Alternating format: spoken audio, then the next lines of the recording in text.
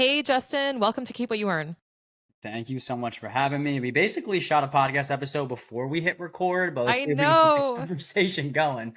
that always happens. I really should just keep everything rolling as soon as guests show up. I just don't want to intimidate them and have them be self-conscious. But like, I love getting to know our guests before we hit record. So, we chat, we go like, hey, like, what do you want our audience to take away? What should we be doing? And the conversations that carry on are really great. But in that regard, Dustin, would you mind just introducing yourself to people listening? Let them know what you do. Yeah, for sure. My name is Justin Buonomo. That was also part of the conversation beforehand, and we have to spell that one out for everybody. But I am the owner and the CEO of a company called Journey to Financial Freedom, and we do financial coaching and strategy for business owners. We've got a 4-step approach that we take people through.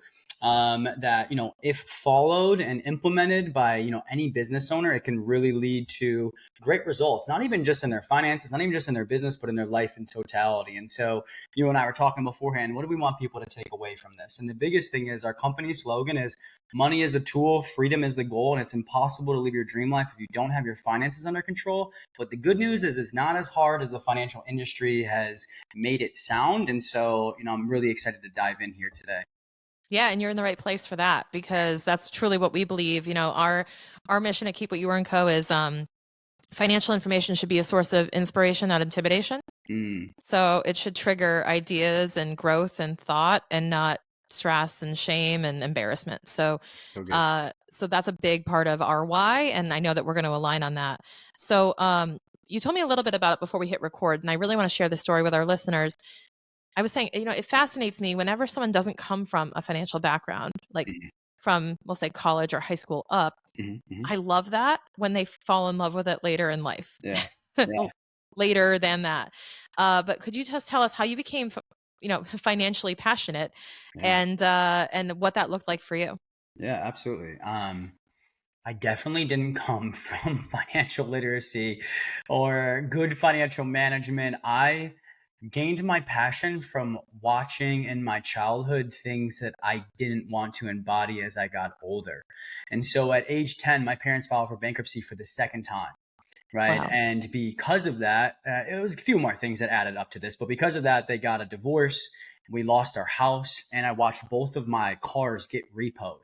Right. And the 2 rental properties that they were going to didn't allow pets. So I literally had to give my best friend away, who was my dog, for 3 years, Jake, as a result of this. And so the crazy part is this was like the early 2000s, and they were making around 125 to $150,000 combined, right? And so at the time, it looked like I lost everything because of money. As I got older and I realized what really happened, right? There's more to the story, which I'm sure we'll dive into. But just 10-year-old Justin sitting on the couch when all of that news was broken to me made a promise to himself that said, one day when I can control it, I'm never going to have to worry about money ever again. I'm never going to allow my family to go through what I went through at a young age. And thankfully, I kept that promise to myself. But also, as I got older, God was nudging me and he was kind of like, why just stop it yourself? And so at the time, I'm 23 years old, just finished my master's degree in healthcare administration and management, and got an incredible job at Johns Hopkins working on the business side of the hospital. They were definitely very desperate to basically accept a 23-year-old no experience into this position, but thankfully interviewed very well, had a mentor who kind of got me in for the interview, where he emailed the hiring manager and was like, hey, listen, we know he's massively underqualified on paper, but the position's been open for a year. We can see that. At least give him 30 minutes and see what you think. And so they took 2 senior leadership positions and they combined them into one, and only were paying for one. And so no one was crazy enough to take the position except for me. And so took my opportunity and ran with it. And inside of this opportunity was a lot of financial responsibility. At the time, I was reporting to Dr. Carrie Hertzke, who is now the vice president of all Johns Hopkins Hospital. And she was a financial genius. And she had this theory of like baptism by fire, like, I'm going to give you something and you're going to figure it out. You're going to learn. Right. And so I was just telling this story the other day, and like, she used to wear like these 1-inch heels, and she would come down the hall and I couldn't see her, but I could hear her coming. And it'd be like 4 o'clock on a Friday. And I'd be like, fuck, I'm going to be here till tomorrow. I know she's coming to my Sounds like office. Office Space. Right. And just comes in, plops this financial analysis or economic report or whatever that was financially related onto my desk, gave me a little bit of instruction and said, I'd like for you to figure this out before you leave tonight. I'm like, Dr. Oh. Hertzi, it's 4 o'clock on a Friday. But it saved me, blowing a lot of money at the bars, and it taught me a ton. And so really started just to gain this a really deep financial knowledge, and I decided to implement it, on the personal side of things. Started seeing really good results, started implementing it, with guinea pigs of my friends and my family, and I'm like, they're getting really good results. I might have something here. And so that's kind of how it all started.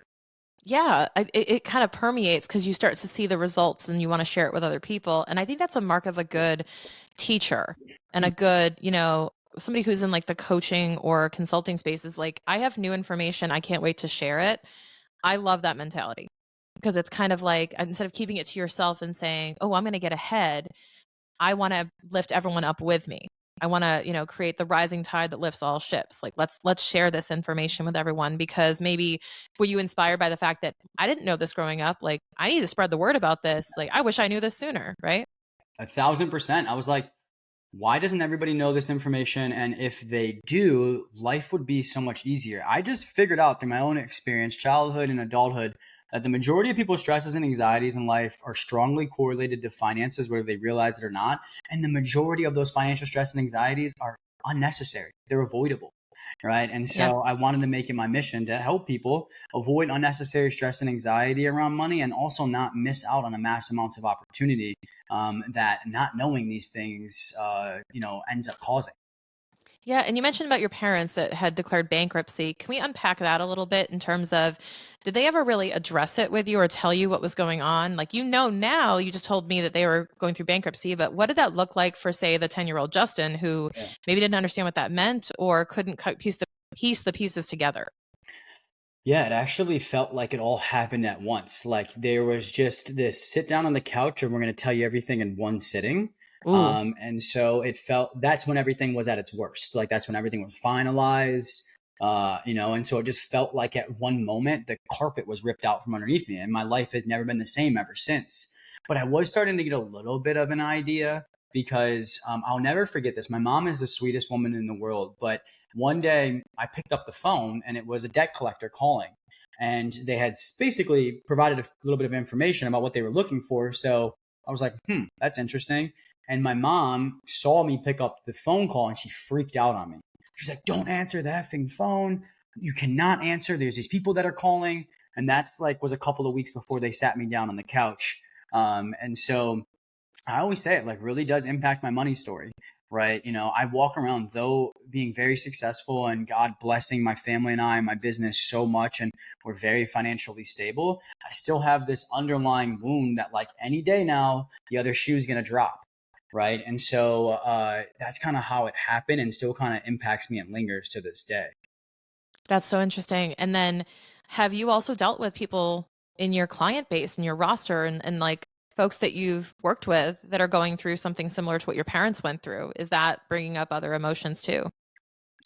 Yeah, for sure. I don't think anybody has gotten to the point where it was as bad as my parents ended up being.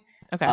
But you do see signs of it. And the signs more so is, we'll implement the systems and strategies for the client. And by the numbers, just for a fake example, it's like, okay, Shannon, over the next 6 months, you should have $10,000 in savings, right? By the numbers. And we get down to the 6 months and we're like, you don't have 10,000. If anything, you might be a little worse than when we started, right? And so we're like, what is going on here? This was years ago when we first started. And so we started to realize that you need to have the healthy balance of what we call the woo and the do. Like the do is the systems and strategies, right? And the black and white.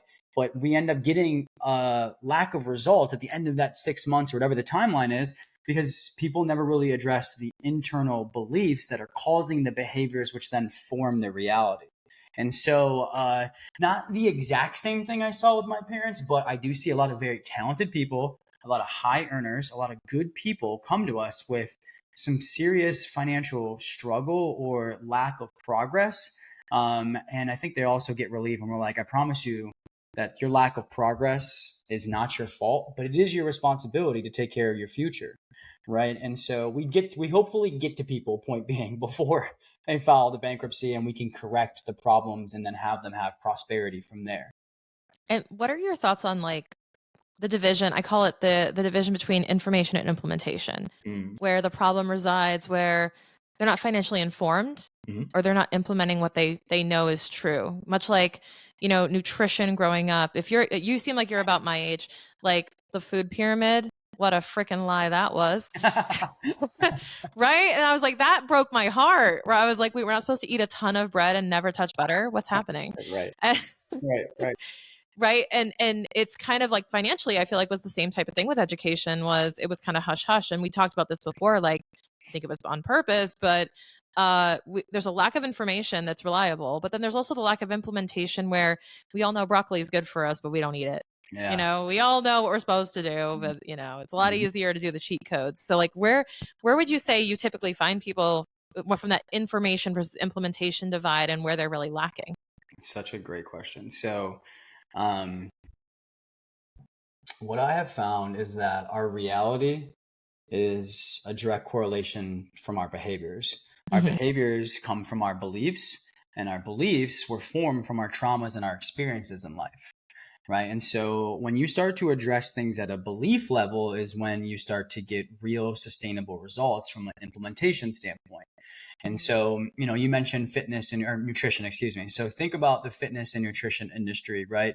Uh, you know, who listening to this, raise your hand, be careful if you're driving, has been on a diet before or a workout plan where you crushed it for the first 60 to 90 days, but for the past 3 years, you've been getting back on track on Monday, right? I'll raise both of my hands, you know? Yeah, And so perpetually. it's nothing particularly wrong with those industries or those programs, but all they do is address things from a behavioral level. Like we're just trying to change the behaviors, right? And then over time, after the honeymoon stage goes away, or they don't work with the trainer or the nutritionist after 90 days, right? The results start to fall off. And it's because things were never addressed at a belief level, right? So there's something internal going on that is usually holding people back from implementing, let alone implementing and sustaining to get long term results. And so all of our coaches are actual legit coaches. And they're certified through the International Federation of Coaching, where they're the smartest people on the planet when it comes to financial strategy. But at the same time, they can hold space for people and have the emotions come up and actually get to the root cause of the behaviors that are causing a suboptimal reality, right? So we can actually focus on implementation. And it took me a while to come around to that. I was a very black and white individual, like we were talking about before. I grew Mhm. up in an old school Italian family in New York where it was like, suck it up, buttercup. I was a very established athlete my whole life, through college as well. Very tough, always labeled as the toughest person on the field, mentally and physically. And then in my own money journey, like I was just very disciplined. I followed the systems for long enough where it finally changed the behaviors, right? A lot of people don't have that discipline where the beliefs are going to set in and take you off after 60 to 90 days, right? And so when I started working with literally at this point now, it's been over thousands of business owners around the world. I just realized like the whole suck it up, buttercup, be disciplined, figure it out, follow the systems just didn't work for everybody, if not only a small portion of people. And I was like, if I really want to change this world and help people not just get information, but implementation, there's something missing here. And it really pointed me to just helping people work through that internal world that leads to their reality. Yeah, and I love that you brought up that it was at a belief level, not a behavioral level, Yeah. that you had to make the change in order for it to be sustainable, because otherwise it's superficial and based on mood and based on things that are fleeting. Because it's based on motivation. Yeah. You know, Yeah. like, am I motivated to make a change? Which is typically motivation. Typically, is extracted from some type of symptom to the contrary, right? It's like I'm motivated to lose weight because my jeans don't fit. So like I'm at a point, you know what I mean? Where like I'm jumping up and down in my skinny jeans and I go, okay, I have to lose weight now, versus the fundamental belief that, you know, whatever it is you're doing is healthy or unhealthy for you versus Right. what you want to be doing. Right. And similar with money. It's the idea that it's not just about disciplining yourself and budgeting and restricting and doing these other things. It's about really attacking the belief system that you have around your money and addressing it. But I think what the number one thing that I find with people is, especially business owners too, is they're getting into business and kind of forced to address the money situation, because that is a big part of business, Hmm. is that they realize they've never actually revisited their own money story. They've never actually articulated it, and they've never really unpacked Mm. and put it into words. I feel like their behaviors are exhibited, but they've never really dug deep to actually map those behaviors back to a belief system. Do you find that to be the case too? And that's a big revelation, right? 1,000%. Like, people, especially if they didn't grow up with a great money story or they weren't taught the importance of it, they'll do anything they can to avoid the hard conversations that are needed to make improvements with their finances. And so I always like to say that your business, your finances, and your life will expand into direct proportion to the hard conversations you're willing to have with yourself, other people, and God. And what you resist persists, right? And so, Mm-hmm. taking the time to figure out this money story, right, and where the gaps are and the areas of improvement are like one of the biggest needle movers businesses can do, right? Because money is a massive tool for your business. I was reading this stat couple of months ago, and it was saying, like, the SBA was saying that the majority of businesses that go out of business or never even get off the ground in the first place, the number one cause of that, is a lack of cash flow and or money management. Right. So the Right. number one reason why businesses don't start or have the success or that they need to or deserve to have and or go out of business is because they just can't handle money. Right. And there's no way around it. I tell people in this conversation that you're talking about here, like what we need to sit down and actually figure out, right? If you're truthfully serious about financial freedom, you're going to be forced to come back to this conversation at some point, right? And so you might as well have it sooner than later. I totally agree. And it's actually not just on an individual level, but on a business level, we follow a similar philosophy that the first three priorities of any business is really around gross profit, operating profit, and cash flow. Because the question we have to answer is your money safe in your business? Yeah. Like Yeah. if we put more money into your business, is it a safe place to put it? Right. Is it going to disappear or is it going to multiply? Right. And if it's going to disappear, then I'm like, we got to attack that first before any other like That's fancy exactly it. schmancy acquisition tactics and revenue and pricing tricks and all this other stuff. Like we got to go into the fundamental strength and the health of the vital signs Right. and go, is this okay? And what's the story behind this? Because if this isn't fixed, just like you said with the money story will also dictate behavior. And no matter what program you slap on somebody and say, follow this program or follow this schedule, if you're not changing that belief system, then it's just a temporary fix. Mm-hmm. Mm-hmm. I 1,000% agree. And we always say that, like, you're not going to out earn your poor money habits, right? And so when Exactly. people first come to us, it's like the key to receiving more, the key to optimizing your finances is taking control of your current situation. Hmm. Right. And so let's figure out what's currently going on right now before we start implementing anything that's going to increase your income. Right. Because if you don't address your poor money habits, what's causing you the problems right now, or you don't can take control of your current situation, all more money is going to do is it's going to just accentuate your poor money habits. You're going to make more, you're going to spend more, you're going to make more, you're going to see just as little, and you're going to make more and have the same exact problems you had in the past, if not more, right? When you had less money coming in, because we didn't address the root cause of all of the problems, right? We're just trying to cover up the serious the core of the problem with a temporary band-aid, right? And so we've got a lot of slogans and quotes at JFF, but one of them is like, more money's not the solution, ... until it is. Right. But at first it's not. Like, we have to lay the Right. right systems and strategies into place, right? Like what we call digging the trenches, right? Like, and implement the right mindset around money, right? Because back in the day, we always see this example that, like, societies, when they had a hunch that rain was coming and they needed that rain to be able to upkeep their civilization, they would dig trenches, right, to receive the rain. Right. And so taking control of your current situation is digging the trenches to receive the more money that you want to welcome in the most optimal fashion possible. And so we see it all the time with business owners. I'm just going to make a bunch of money and all my problems are going to go away. It's like, yeah, probably not. Yeah, no. So we've talked a lot about, you've mentioned this a few times actually in the episode, is control. I hear Mm-hmm. the word control popping up a lot, Mm-hmm. including in your slogans, right? Taking control of your finances Mm-hmm. and control being a solution.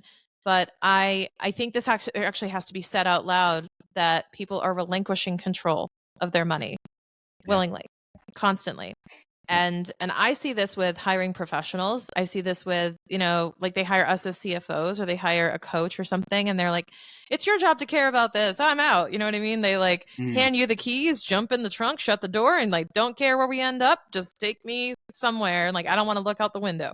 yep. I don't want to know where we're going. Yep. And that's the most dangerous thing you can do. Let's talk about relinquishing your financial control, what that means and what it can do to you, and what it means to regain financial control, but without having to without making it so stressful. Right. I absolutely love that you brought that up because we just had a live event on Friday. And one of the points that we covered with people is like the only person that has the ability to take control of your finances in a manner that's going to get you best results is you, right? Not your accountant, not your CFO, not your financial advisor, not some app, though those things are helpful and needed, right?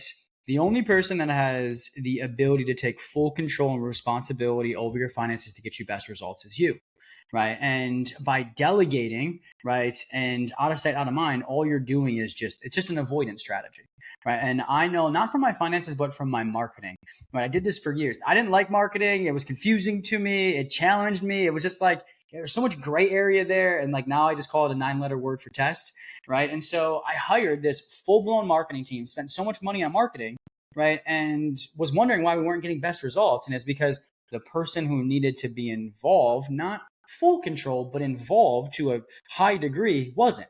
I gave him the keys and hid in the trunk, like you said, Yeah. right? And so now 2-3 years later, I'm coming out of that trunk like, damn, all I did was just spend a lot of money to avoid.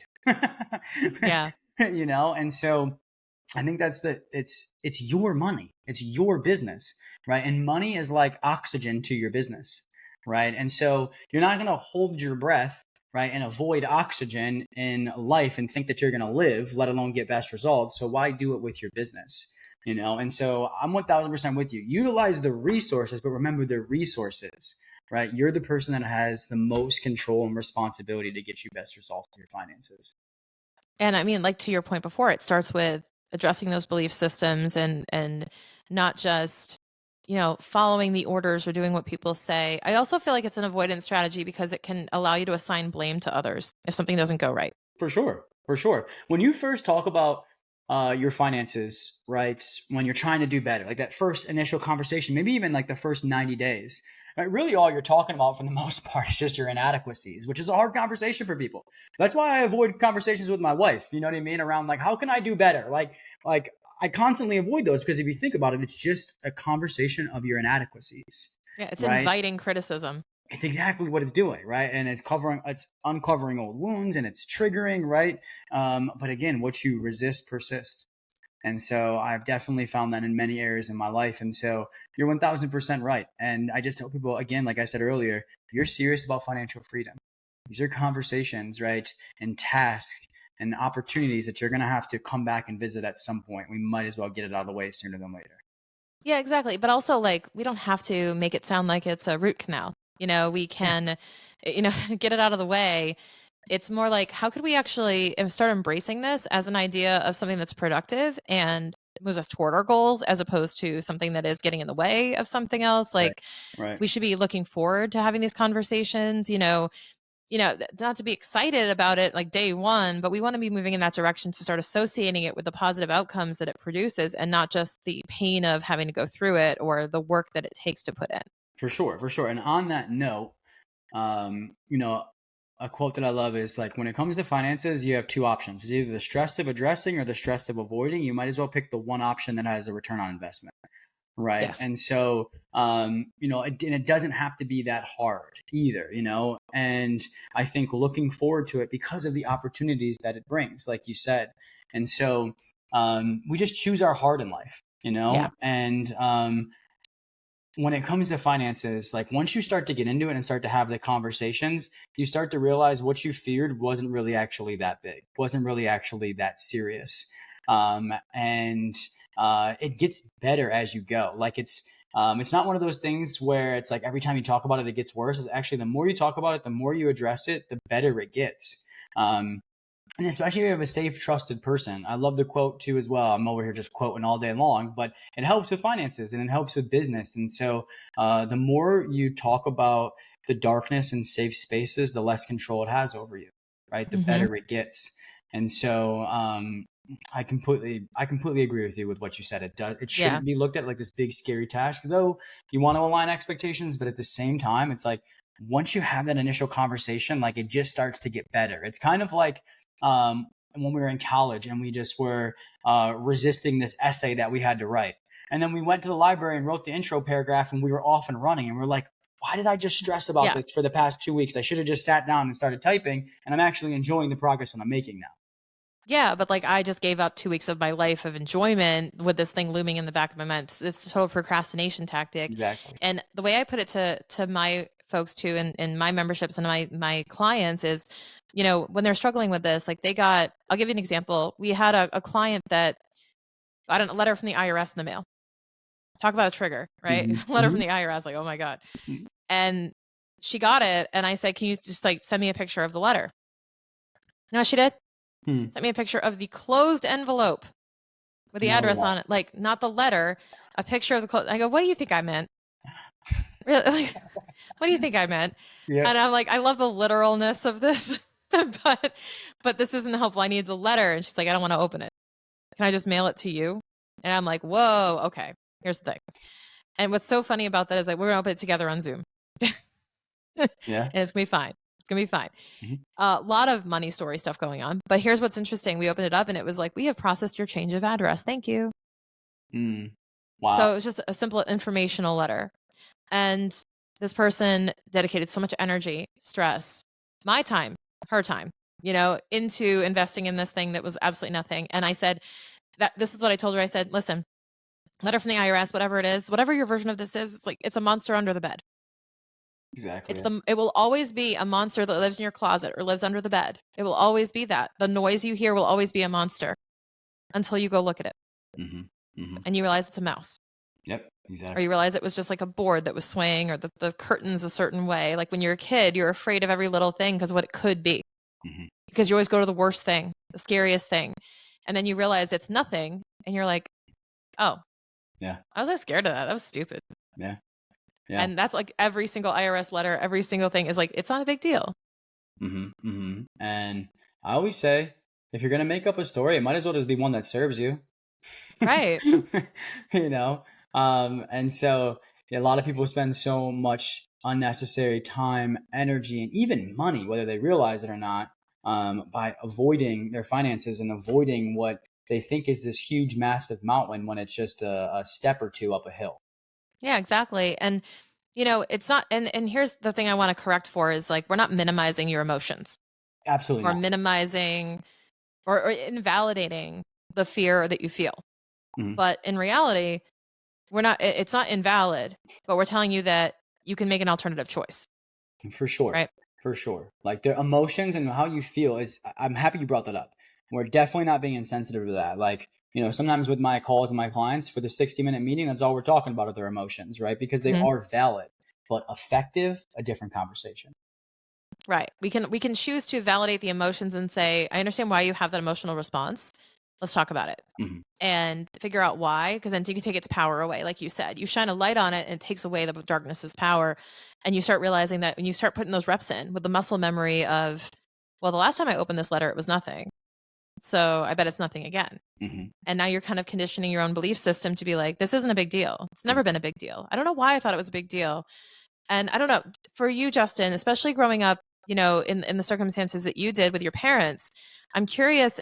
I just think this is so fascinating why everyone thinks the IRS is scary. Like, why do we think this is so scary? Yeah. Uh, a belief by virtue is our truth, right? And if we grow up Mhm. hearing that the IRS is scary, guess what we're going to believe, right? Or if we grow up Mhm. seeing the IRS reprimand the people around us, of course we're going to think it's scary, right? But the IRS does not want to be scary. They don't want to do. They don't want to do anything bad to you. Like when they have to do something quote unquote bad to you or reprimand you, like that makes their life hard, right? And so like they're on your side, right? They're on your side. Especially if I've had a couple of clients get audited, and I'm like, yeah, the IRS, they're pretty stern and straightforward, but at the same time, like they're not trying to fish for any problems. They're just trying to validate that like you did the right thing and that they're just trying to find that justification. right? And so like they're not big, bad, and scary, right? And if you're just doing the right things, you got nothing to worry about, right? It's like, yeah, you may make a mistake, which is fine, but like they're not going to take your house and your children and your You're not going to IRA jail. over a mistake, right? Not at that, like they don't want to do those things. They want to work with you, right? And so if you're doing the right things, right? Most times when you get a letter from the IRS, it is nothing bad, right? They're not bad people. It's not scary. Yeah, taxes suck in a way because you're dishing out a ton of money. But again, it's all about how you perceive it, right? Like I got a massive tax bill in 2022 when our business really took off. And my first thought, I'm so proud of myself for this. I said out loud, I was like, wow, God, trust me with this big of a tax bill. This big of a tax bill is a result of the success that I've had. Right. But also at the same time, I'm like, there might be a little opportunity here to pay a little bit less next year. Right. And so it's a perspective shift. But again, our beliefs by virtue are our truths, and usually our beliefs are just formed from the experiences that we had in life.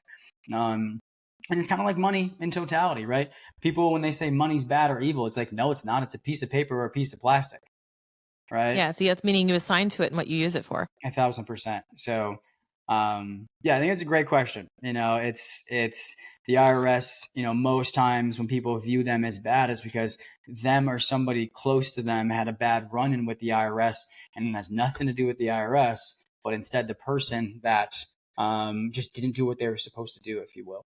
Yeah. And I find that, that story kind of carries with them, and then they think it's scary even though they have no actual personal experience with it.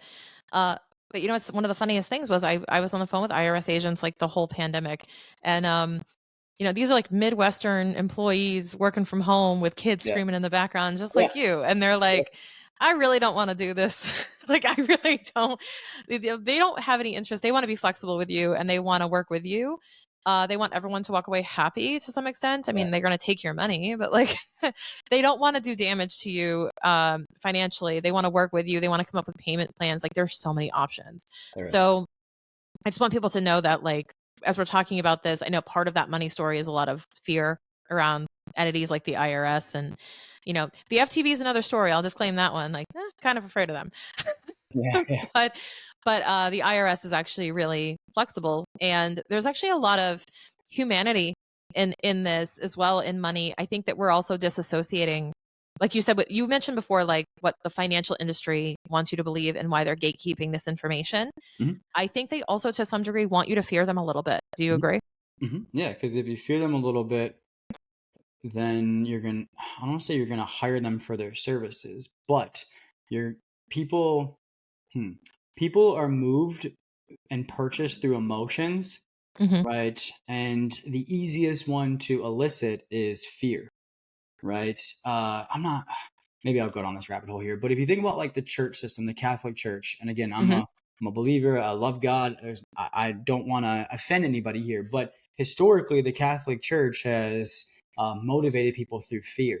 If you do Yes. X, Y, and Z, you're going to go to hell, right? And that's because it's Well, the through fastest way to through get people negative to. outcomes, we Yep. can say. Like, Yeah. they've motivated through the negative outcome being the result of a behavior, as opposed to like negative reinforcement, positive reinforcement. Yep. Exactly. And it just gets people to move and move fast and not think twice about swiping a card. Right. Like that makes them think that the urgency is much more heightened than it actually is. And then, they're acquiring the services of the person eliciting that fear into them. I agree. And it's a bit of, even like overall, the financial system overall that we have in our society is built on, well, like, you don't understand this and Mhm. you never will, or that we don't want you to understand it. And therefore it's fearful because it's uncertainty. Mhm. And it's, you have a little bit of curiosity, and it's hard to find information, hard to distill information that's accurate, number one. Number two, it's hard to really get access to that information that's easy to understand and implement. And I think that's by design. Agreed. 1,000% agree. And even the stuff that's not by design, the things that do have people's good intentions in mind, right, is like there's just so much general and blanket information out there when it comes to finances, right? And could you get decent, maybe good results off of general or blanket information? Maybe, but why in the world would you settle for that when you can get optimal when it comes to your finances? And I think that the gap is bridged when you understand unique variables, right? That there's no Hmm. cookie cutter approach to finances, and every human being and business is a unique entity, a unique person. And because of those unique variables, right? Like what make you different, your age, where you live, how many kids you have, what do you do for a living, what are your goals, what are your fears, just to name a few.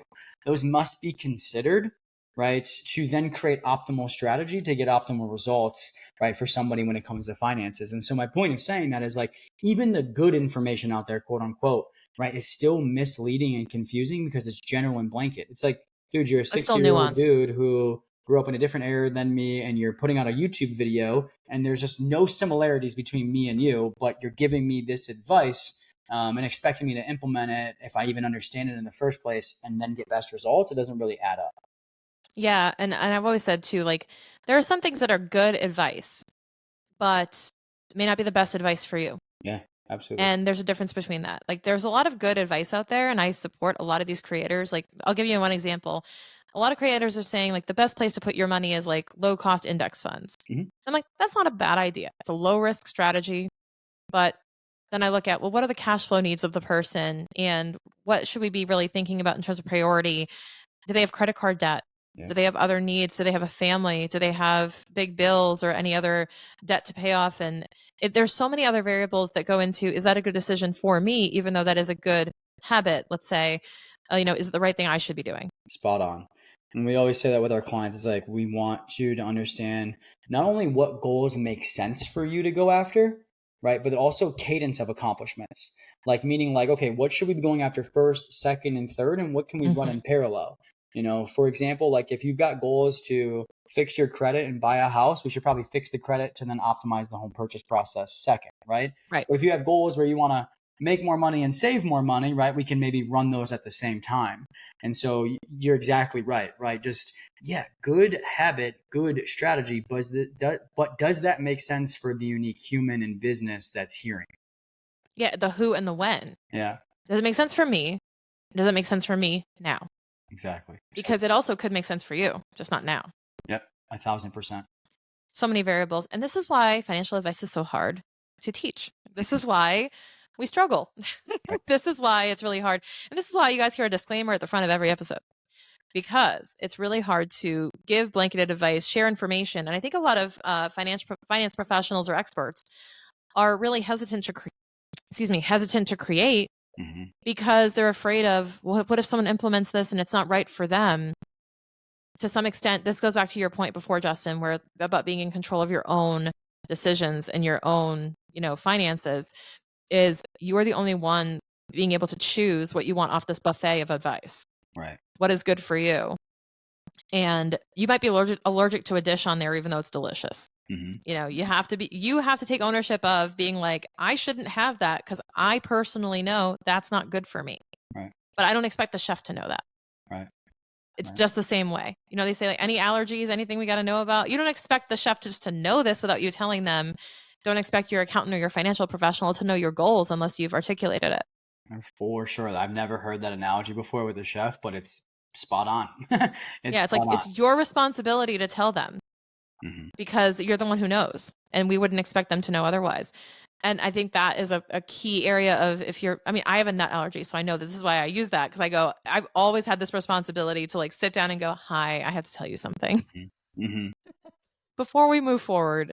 But luckily now people ask. So it's great. But I think even if your financial professional isn't asking, you should be clear on what those goals are and be forthcoming with it because I think that frankly not enough financial professionals really go deep like Justin said and go into those beliefs and into those questions. They just kind of like do kind of serve the surface level and everyone can kind of stay in that avoidance. For sure. And that's why companies like yours and mine have become so successful because we fill in the blanks, Hmm. right? And we spend time getting to know the unique human being, and we don't settle for good. We want to get optimal. And so we're here to help, but like Shannon is saying, it's like you have to take control and then leverage these resources like a financial coach, like a CPA, right? Like an app, whatever that may look like, right? To fill in the blanks, advise, give you expertise, support, and accountability, but they're not going to drive the car for you. 100%. And speaking of that, I want to give you the opportunity to share more about your business and tell people how they can get in touch with you if they want to learn more about, what it is you do and how you can help them. For sure. Well, thank you for asking. And so, my company, like I mentioned, it's called Journey to Financial Freedom, and we do financial coaching and strategy for business owners. And the end goal really is financial freedom. And so, our definition of financial freedom is owning an asset or assets that make you enough money each month to cover your expenses and your lifestyle, whether you choose to show up or not. And that asset is your business. Right. And so we take a 4-step process where step one, we help you implement the right systems for your personal and business finances and start to enhance your mindset, or what we call your internal world. Your external wealth is just a reflection of your internal wealth, right? And so when we take that step one after the systems are implemented and we start to enhance the relationship with money, we then move on to step two, which is the strategies, right? Like Shannon and I were talking about, okay, what actually makes sense for you to go after, right? What's the cadence of accomplishments to go after those things in? And then also, what's the fastest, cheapest, most stress-free and trustworthy way as possible for you to attack those goals? A simple way to encapsulate step two is we must come up with a mission for your money, right? And then step three, now it's time to make some more money, right? Because now it makes sense because the right foundations are in place with step one and step two. And so most times our clients, their income is coming from their business. So now it's time to optimize the business to not only increase cash flow, but to make sure that the profit margins are staying where they're at, or if not growing, right? Because it's one thing to make a lot of money. It's another thing to see a lot of money at the end of the month, right? Two completely different skill sets, right? And so Yep. the first one's almost, unnecessary without the second one. And so in step three is when we optimize the income. And then step four is where we help you become financially unshakable. We take the increased income and the increased profits and we multiply it on the back end, right? In a way where no matter what your business or the economy or the world does, you are financially unshakable. And so that's kind of the 4-step process that we take with our clients. And if you want to connect and learn more about the business, you can go to journeytofinancialfreedom.co. There is no M at the end of that. It is CO. That saved us $3,000 to drop the M. I love And it. so it was a great financial decision. And then you can find me on Instagram, Justin_Buonomo. So it's B as in boy, U as in under, O as in Oscar, N as in Nancy, O as in Oscar, M as in Mary, O as in Oscar. You can tell I have a lot of practice spelling that over the phone or, virtually. And so find me there, shoot me a follow, shoot me a message, and we can connect further on Instagram or find the website and to learn more about the business. Love it. Thank you, Justin, for all of that. And thank you for joining me on the show today. Absolutely. Thank you for having me.